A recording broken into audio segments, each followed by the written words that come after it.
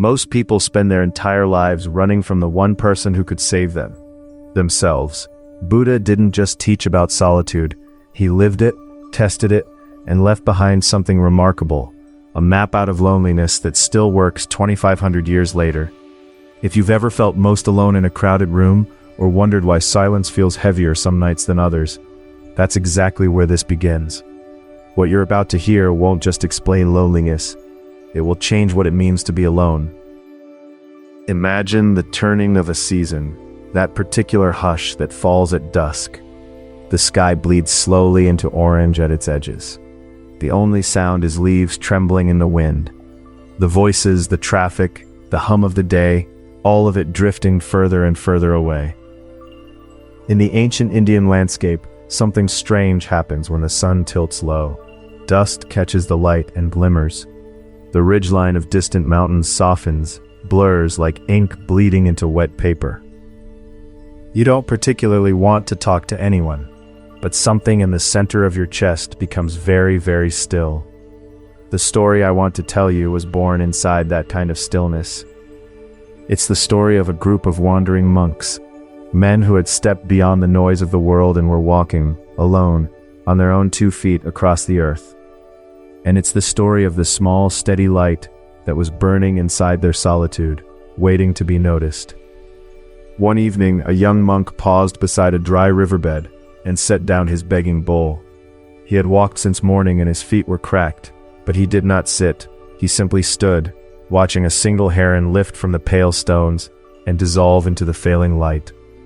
That was when he understood, not as a thought, but as a sensation in his hands, that he had never truly been alone. About 2,500 years ago, the Buddha's teachings were spreading slowly across India.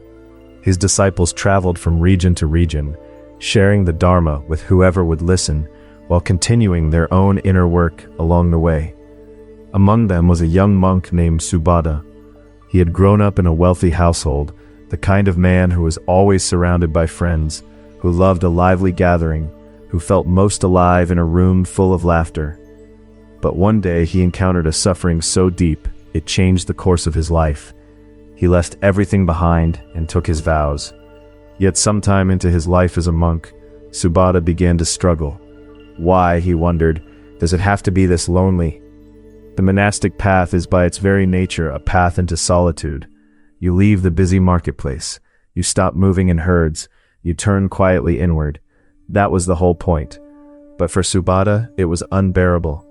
While his fellow monks sat in meditation, Subhadda would slip away to the nearest village and find someone, anyone, to talk to. The sound of another person's voice settled something in him. A burst of laughter from across a courtyard made him exhale. The simple warmth of human presence reminded him that he existed. One evening, the Buddha watched him quietly. Then, as Subhadda sat alone in the shade of a tree at dusk, the Buddha walked slowly toward him and sat nearby. "Subhadda," he said gently, "you seem to go to the village quite often." Subhadda looked down, a little embarrassed. "I do. When I'm alone, I can't seem to settle. Without someone to talk to, I lose track of where I am, of whether I'm even here at all." The Buddha didn't rush. He let the silence hold the moment. Then he spoke. "Do you know the rhinoceros?" Subhadda tilted his head. "The animal, the one with the single horn?" "Yes, the rhinoceros doesn't move in herds. It carries that great body, that single horn, across the wide open earth, alone, and yet it does not tremble. It does not wander in confusion. It knows its own weight. Its feet know the ground." He paused, then continued.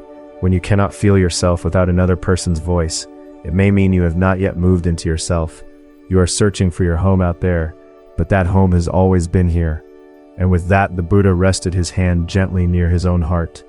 Subhadda didn't fully understand those words, not yet, but something in them touched him, like a hand pressed lightly against a door. The next day he made himself sit alone. It was uncomfortable. His mind churned. He missed the sound of voices, but instead of leaving, he simply looked at what he was feeling. "I am lonely right now," he said to himself. Just that. No escape. Just presence. And slowly, so slowly he almost missed it, something inside him began to shift. In the quietness, something began to grow, a richness he had never encountered before. Rising up, from somewhere he hadn't thought to look. Walk alone, like the horn of a rhinoceros. This single line from the Dhammapada, the ancient collection of the Buddhist teachings, is not a call to isolation. I want to be clear about that because it matters. The Buddha was not saying avoid people. He himself lived surrounded by disciples, in constant dialogue, in deep relationship. He never once turned away from human connection. What he was pointing to was something different, something more precise. Have an unshakable dwelling place within yourself. The rhinoceros carries a single horn, not two, not three, just one. This has long been read as a symbol of a mind that faces one direction, not scattered, not pulled this way and that by every passing wind, but quietly, steadily oriented inward, listening to its own voice. And because the rhinoceros walks alone, each step is fully its own. Its weight is its own. Its ground is its own. In Buddhist teaching, there is a word for this, dokusho, the practice of dwelling alone in stillness. But it is not loneliness. It is the act of turning toward the hollow place we usually rush to fill, and staying there long enough to meet ourselves. Here's a simpler way to say it. We are surrounded every day by an enormous amount of noise, other people's opinions, their expectations, their judgments, their needs. None of that is bad. It's part of being human. But when it becomes too much, something goes quiet inside us. We can no longer hear what we actually feel. We don't know what we want. We've lost the thread back to ourselves. Solitude isn't about cutting off the noise permanently. It's about creating enough quiet to hear your own voice again. And here's where people sometimes misunderstand this teaching. If solitude is rich, someone might think, should I just withdraw from everyone? No, that's not it. Think of it this way. A person who has found a quiet fullness within themselves brings something entirely different to their relationships. They're not reaching into the other person out of desperation. They're not trying to extract reassurance or proof that they exist. They can simply be present, open, spacious, genuinely there. Sabata kept going to the village because he was hollow inside. He was trying to pour other people's voices into that hollow to fill it. But the Buddha's words set him on a different path, toward his own interior. And once he began to find something there, the village he returned to felt different too. Solitude practiced with honesty is not a wall. It's the soil in which real connection grows. So how does this actually live in our modern lives? In the specific, ordinary texture of a Tuesday or a Saturday? Let's start with work. In most workplaces, you are always being observed, measured against someone's expectations, compared. You learn quickly how to angle yourself toward approval, and after years of this, something quiet happens. You stop knowing which decisions are yours. You've been calibrating to others for so long that your own signal has become faint. Then a long weekend arrives, you're home alone, and instead of feeling free, you feel anxious, unsettled. You scroll your phone, you refresh things that don't need refreshing. You reach for the television not because you want to watch anything, but because the silence feels like a threat. That is Subhata, walking back to the village. The hollow is still there. You've just been covering it with different sounds. But what if those hours of solitude, the long weekend, the quiet evening, the morning before anyone else wakes, were not something to escape, but something to enter? What if I don't need to perform for anyone right now? Could feel like relief instead of dread. The steadiness that grows from that kind of time doesn't stay in the quiet room. It follows you back to the office. It changes how much another person's opinion can shake you. Now think about relationships. Many people in their 40s, 50s, beyond feel a pang when they notice how few close friends they have left. The old crowd has scattered. Colleagues stay colleagues.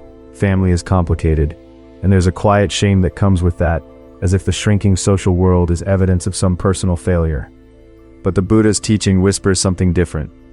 Is this loneliness, or is it an invitation? Fewer relationships can mean deeper ones, and the time you once spent managing a wide social surface can become time spent actually knowing yourself, what you love, what moves you, what you think about the world when no one is asking for your opinion. One person I know began taking long solo walks after her children left home. She told me she felt guilty at first, like she should be doing something useful. But after a few weeks, she realized she was noticing things she hadn't noticed in years. The particular blue of the sky in November, the smell of bread from a bakery she passed. Something small and true, rising up from inside her saying, this is good. No one gave her that. She found it in the quiet. And as we age, this teaching holds even more tenderness. The body changes. The world gets a little smaller. Children grow up and move away. The house gets quieter. And many people feel the word loneliness settling over that silence like a heavy cloth. But what if the silence is also a doorway? A long life carries enormous wealth inside it. Memories, emotions, a slow, accumulated wisdom of having lived through things. The quiet years, if we're willing to sit with them, can be the years we finally get to meet all of that. No rushing, no performing, just a long, unhurried conversation with everything you've lived. That, too, is walking like the rhinoceros. One step, your own ground, your own weight. Here is something small you can try today. Just one thing. Create 15 minutes of intentional solitude.